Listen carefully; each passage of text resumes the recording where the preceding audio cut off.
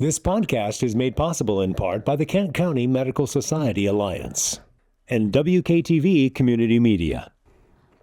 Welcome to the Be Nice podcast, where we dive into conversations that help us to recognize, understand, and take action when it comes to mental health and suicide prevention.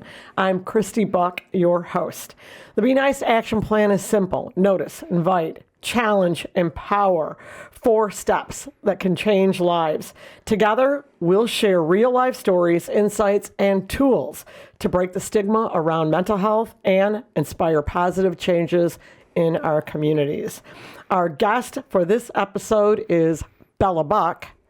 But first, we're going to break a myth. Myth: therapy is only for people with serious mental illness. The reality is therapy isn't just for serious conditions. It can help anyone. It is essential to treating mental health conditions like depression and anxiety. Therapy is also used for everyday challenges, managing stress, work pressures. Think of therapy as a tool for personal growth and self-care, not just crisis management. So, welcome today. My little intro on, I'm reading on the Be Nice website that her name is Isabella Buck. So maybe we'll find out a little bit more what she and why she wants to be called Bella. Bella Buck has been involved with the foundation in many capacities and loves working with the program department. As a program coordinator, she creates content for Be Nice, programming, and connects with liaisons throughout the year to ensure they are confident in implementing Be Nice. A graduate of Aquinas College, she studied English, journalism, and communication, and played women's soccer and women's tennis. Bella protects her mental health by taking long walks, calling friends, enjoying local coffee shops, and playing tennis. I thought that said trivia. But I like that you play tennis also. It's a few years old. I got to update it. Will you update? Mm-hmm. Isn't it nice when somebody else reads it? Yeah. So, Isabella, welcome to the Be Nice podcast. I was excited for you to be a guest because I know a lot about you, but I feel like you're someone that we could share with other people what has inspired you and at what point you came to work at the foundation, and then in addition, busting that myth. So let's talk a little bit about how you came to be at the Mental Health Foundation and working within Be Nice. Okay. I have grown up with it. If you didn't know, we are related. I just wanted to give you a little bit of a hint. Also, the fact that we showed up in the same outfit and the same hairdo. We did plan the sweatshirts, but all of a sudden I turned to her this morning and I was like, we are truly twins. So I've grown up around Be Nice and the Mental Health Foundation since I was born, and it's been a really unique experience, and I feel that I've grown up with a very unique perspective on mental health and mental illness, and just this wealth of knowledge that I've gotten from seeing 2 parents as social workers and in this line of work. So it's always been there, but I did, at one point I wanted to do broadcasting or journalism, and throughout college I kind of just didn't really know where I was going with that. But post-college, I went to summer camp in Greece. I was working, and I met a lot of great friends there. And the cool thing was that they were people from all over the country, which I hadn't really expanded my network of people, having gone to a local college. So met a lot of people. There was opportunities maybe to move somewhere and, try breaking into some sort of job because I had no idea what I wanted to do. I was kind of sick for a little bit in the fall, and then just working part-time, physically sick, but also it took a really big toll on my mental health, and just trying to figure out what to do. And then COVID happened, and that just kind of turned things around. I did forget, prior to COVID, I had started working part-time, just figuring out where I could use some of my talents. So I was helping to teach and network at the foundation with liaisons. And then COVID, I actually thrived during COVID. I know that's not like a common experience for many people, but I eventually, like 6 months into COVID, I moved downtown. I had started working at the foundation part-time. So I was working like half of the day, and then the other half I would go on like super long walks downtown, all around, being outside.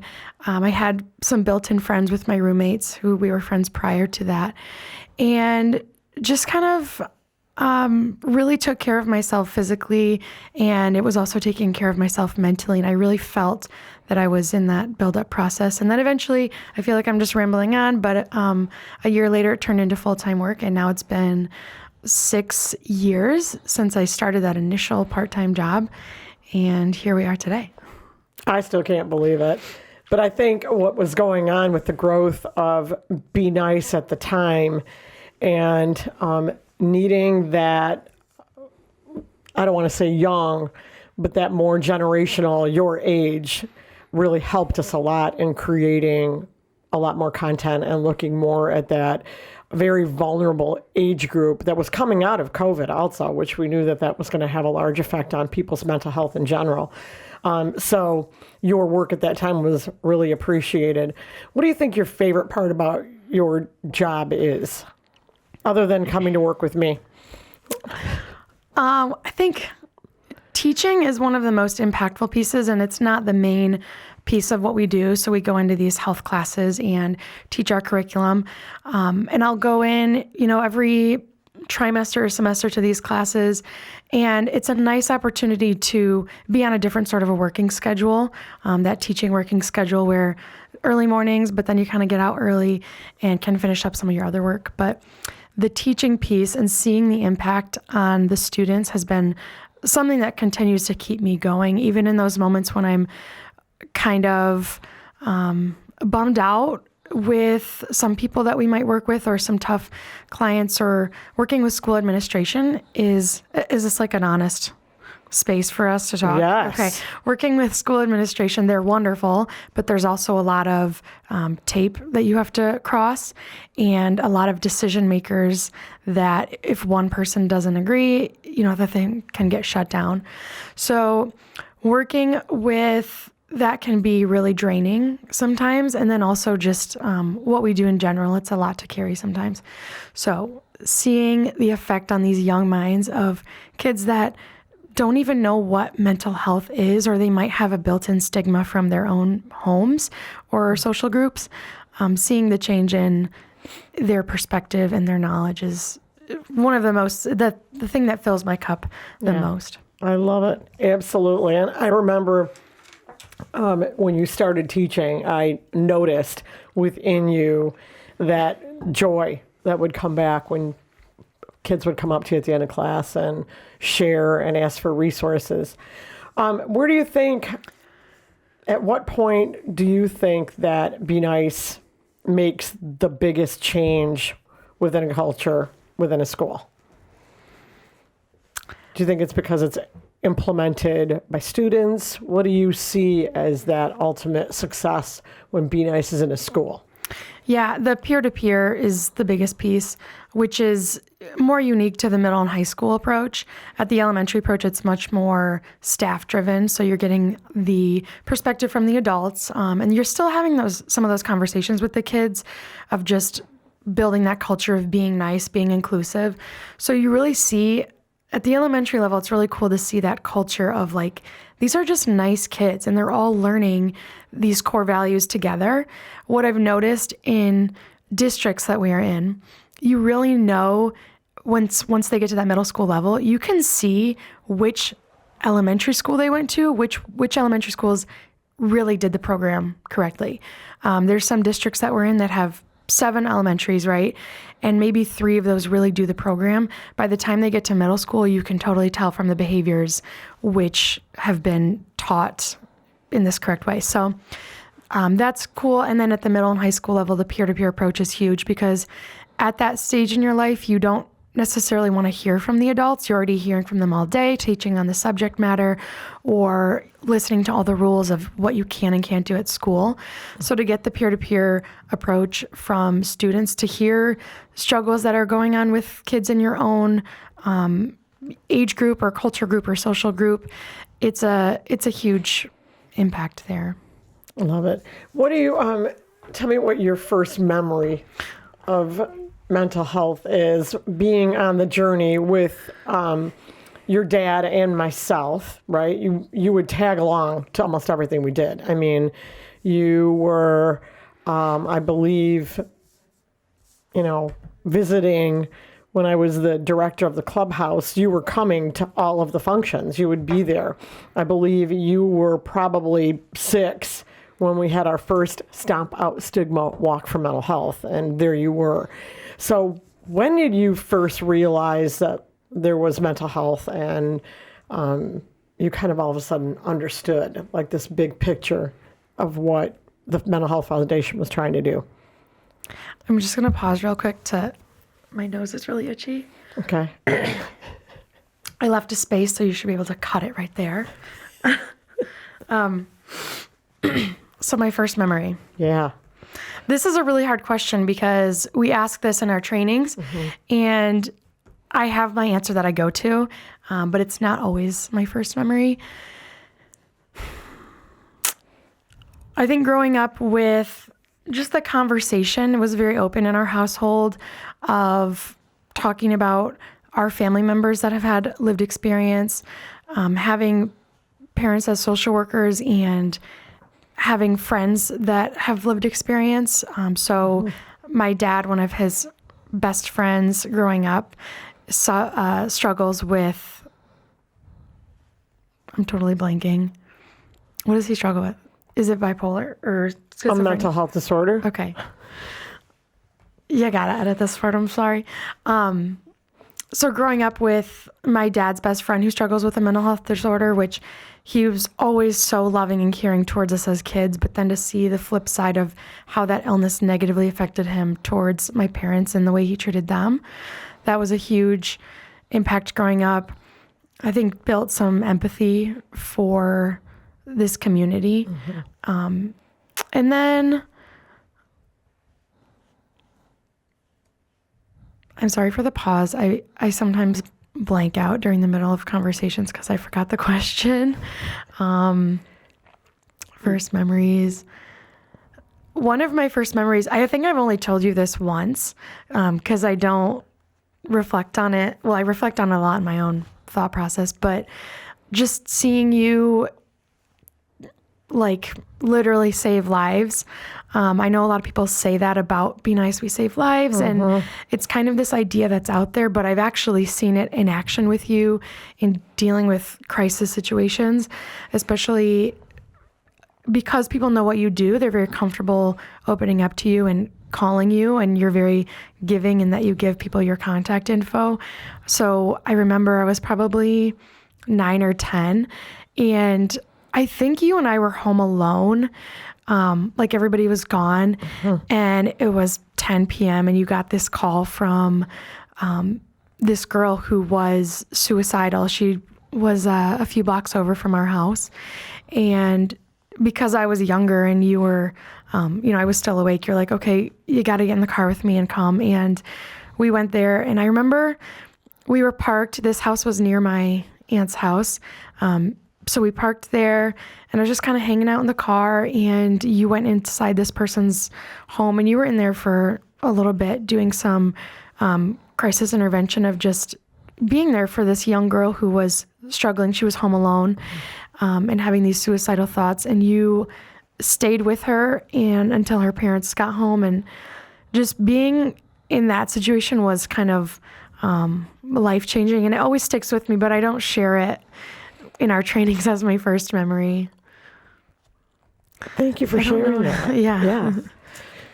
Yeah, it's important work that we do. And I think that, a lot of it, I think it lends a lot to say that you're never too young to learn about mental health and to know that anybody, our neighbors, our friends, our parents, and the more that we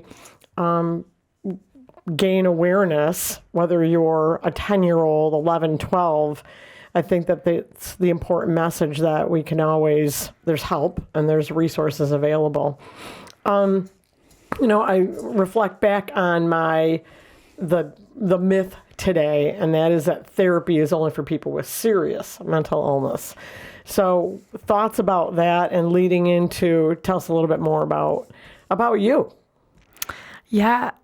I mean, if you really think about therapy, there's obviously different forms of therapy, but like talk therapy, it really is just having a conversation. So if you've ever had a conversation with a family member or a friend and you just feel like, oh, there's this immediate release of just talking about it and maybe getting a different perspective on it has been helpful to you, that's a form of therapy, right? Obviously without the use of insurance and professional opinions there, but just talking about things can help us process, even if it's just verbalizing. If I just need you, please don't talk to me during this. I don't need advice, just listen. Processing that out loud can help. So I would say that therapy is and can be for everybody. It also maybe is not someone's cup of tea, and there's other forms of treatment or outlets that they can use. But you don't have to struggle with this serious mental illness. And I think that's even a stigma that I've had to overcome in my life of, especially growing up, seeing how severe mental illness can be. I think I always downplayed my own experience and struggles. And looking back now, there definitely were a lot of struggles, and there was a lot of conversations about getting into therapy or treatment. But in my mind, it was always, oh, well, I'm not that ill, right? I don't, I've seen like the worst of the worst, and that's not me. And so I don't think this treatment would be for me. So that stigma of almost having like so much knowledge, it was just, it's interesting. There's this pendulum, which I'm doing a presentation on this soon, but this pendulum of these negative portrayals that you have, and then these really positive portrayals where it's almost overgeneralized. Yeah. And that's where I was at, of just like, I needed help and I needed therapy, and it took way too long to see that. But I think it almost is because I had so much knowledge of how severe it can be. Right. And we minimize it. And I think, the bottom line about that myth is that without help and treatment, even that onset where I'm thinking differently, I'm feeling differently, can stop it from getting so serious, right? And oftentimes, many years later, I know during COVID, that with the anxiety that came along with COVID after it was, 2-3 years into it, and many people were struggling. It was a lot of folks that had already struggled before, but it never had gotten to the point where it was keeping them from going to work or carrying out those daily activities or engaging in those relationships they have. And suddenly, now it's serious. But way back when they didn't know, and they could have potentially maybe have gotten treatment a long time ago. So that's a big myth for us. Bella, did we bust it? Yeah, we busted it. I think we busted it just now. High five for busting. So, Bella, where do you think the potential of Be Nice is? And you make me laugh a lot because oftentimes we're teaching different mental health programs, and you become extremely passionate. Your passion flies. Why doesn't everybody just do the Be Nice action plan? This is ridiculous. Why wouldn't everybody know it? So tell me about that, your passion for that. Where do you see this program going? Yeah, I think it's very simple. It's an action plan. This is what I always say is we're not gatekeeping the action plan. It is, you can Google it, you can go on our website, you can learn the 4 steps on your own in 15 minutes. But if you want that further in-depth conversation or training, that's available as well. And then we have the program if you want to implement it even further in your area of influence. So I think it's a no-brainer that it needs to be out there. There are no action plans like it. And if there are action plans, there are other action plans, but they are specific to crisis scenarios, which is amazing, but there's some acronyms that are hard to remember. There's, it's not as approachable as Be Nice. And obviously, maybe I'm a little bit biased because of the work that we do and seeing this action plan grow and this program grow, but it's very simple that it just needs to get out there, and we need exposure. Even if it's just having people go on the website and learn the plan, that simple tool can really save lives. I think about CPR, right? I haven't been trained in 6 years since I went to camp, which is, I don't even know if that's allowed because I coach sports, but I'm the assistant coach, so maybe that's okay. Don't show them this yet. So It's just interesting. I mean, obviously I know like the basics of CPR, but I haven't had that training in quite a while, so I don't really know like what's up to date, what's the stuff I'm supposed to do. And I could probably Google it, but that doesn't mean that I'm trained in CPR. But Be Nice is something that you can Google, you can watch these videos, and it's a way that we already live our lives, but it just gives you a different perspective on how to have conversations with people about how they're thinking, acting, and feeling, and gives you the tools to really equip them with resources and just that little piece of knowledge. It is. I love that it's not necessarily linear either. So it can go to just the B, just that notice down to empower, right? Wait, you mean go to the end? Go to the end. Go to the end and then pop to the E right away. N to the E to the I to the C. Right. Yeah. And it's like going, right? Bella, tell me, what's your favorite TV show? What are you tuning into right now? Oh, okay, I'm trying to change. Yeah. like connect with our guests in that way right now. Okay, so we just watched, me and a friend, it was you. Yeah. We just watched Nobody Wants This, season 2, which I was reflecting on with a friend. I was like, this is the most real show about relationships and friendships. And I love that the show, it puts problems out there, like these conflicts, and it solves them within an episode or two. And it's like, that is life. You don't need to have, there's some things that linger and go on for episodes and episodes, but life can really be like, you can problem solve in short amounts of time. So, well, and I felt even that, I'm not going to, I'm going to tell you the end, but I'm not. But oftentimes they're going to leave you in suspense as to how the season opener is going to be. And I love just what you said. They wrap it up. They do. And they did show us that you can break through and you can resolve issues that maybe seem so big. And really, that's part of a relationship, right? And how about your favorite musical? We love musicals. I have to say, because I'm wearing the shirt, right I have now, to say Wicked. Right. Yeah. Sound of Music is a classic. If you haven't seen Sound of Music, it's truly shocking to me. So I'm always like, it's funny because I know people that love contemporary musicals. Yeah. And then they're like, oh, I've never seen The Sound of Music. I'm like, what? Okay, we got to change this. Right. Just, oh my gosh, cinematic experience. Mamma Mia, obviously, and not just because of the fact that we're Greek or my generation, but it truly is just, it's so fun and it's silly and it's cheesy, but if you just embrace it, it goes a really long way in just warming your heart. And of course, all of the music of ABBA is incredible. They're my favorite Swedish pop band, is what I always say. I ask people, what is your favorite Swedish pop band? And it's like, well, I don't really know any, but ABBA. There's your answer. There's just one answer. Yeah. ABBA. What about you? My favorite musical? I always loved Seven Brides for Seven Brothers. Yeah. Because I always imagined how awesome it would be if my sisters and we would have married 3 brothers. And my gosh. Yeah. Wouldn't that be fun? You wouldn't have to get to know all these people all the time and the dynamics, right? What's the girl's name that we always like? What are the sisters? Dorcas? I just love Dorcas. Yeah, I think that if you ever have a baby girl, you could name her Dorcas. Well, there's got to be a name, right, that would translate for Greek. Yeah. There's got to be. There must have been a guy. Dorcas. Dorothea. Isabella. Wait a second. This is off script, but you can edit this part out. But do you get to talk about yourself on here ever, like your own life? Yes. Okay. Kat interviewed me. Okay. Yeah. I have to go catch up on our episodes, but Kat interviewed me on that. Good. Okay. Back to, so Isabella, on a final note, what is, how did you come to finally say that I want to be called Bella?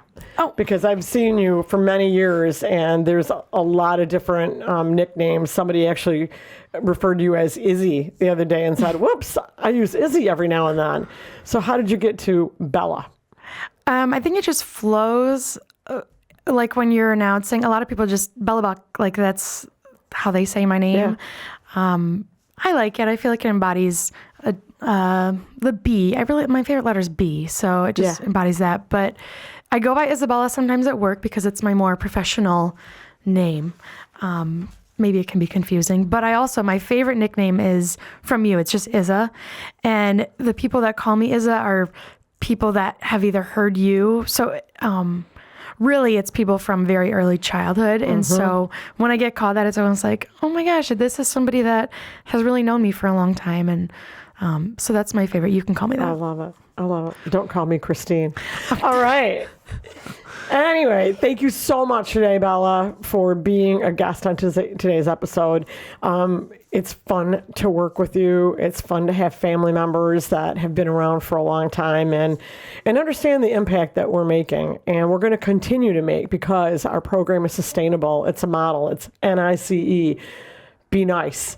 And with that, today's episode, I want to thank you all for listening and taking seriously the work that we do. And ultimately, it's about the action plan, and anyone can learn it. It's simple. Notice, invite, challenge, and empower. If you know anyone that is struggling right now, please lead them to our website and look for resources that are available. In addition, do not hesitate to ever use the crisis hotline, the text line. That is 741-741. You can text NICE to that, or 988 24/7. Help is available. Anyway, I hope you enjoyed today's episode, and I look forward to you listening again. For now, be nice. This podcast is made possible in part by the Kent County Medical Society Alliance and WKTV Community Media.